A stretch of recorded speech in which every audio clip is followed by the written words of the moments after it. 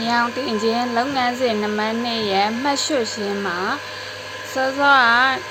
ရေခဲမုတ်ခွက်နဲ့မှတ်ရွှတ်ပြီးတော့ယခုတစ်ခါမှာတော့ဒီဂျားလေးတွေကိုအနုစိတ်ဂျားလေးတွေကိုလိုက်ဖို့အတွက်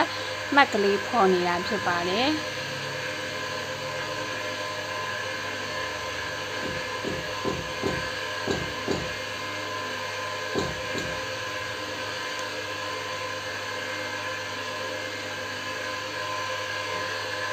ဒီမှတ်လေးကတော့အနုစိတ်ကြားလေးတွေကိုလိုက်ဖို့အတွက်ဖြစ်ပါတယ်။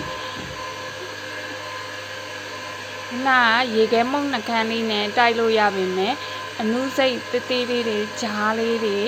ဒီအကွေးနေရာလေးတွေကိုတော့ဒီမှတ်ကလေးနဲ့တိုက်မှရပါတယ်။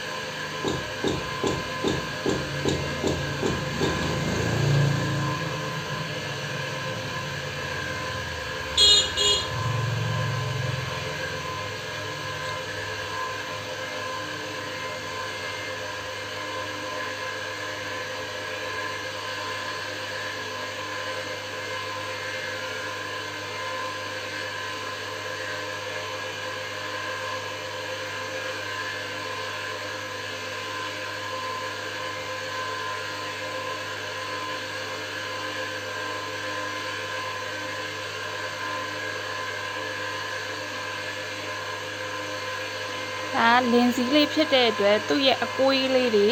ဂျားလေးတွေကိုလက်ရမပြောက်ဖို့အတွက်ဒီမှတ်လေးနဲ့တိုက်မှဖြစ်ပါတယ်ရှင်။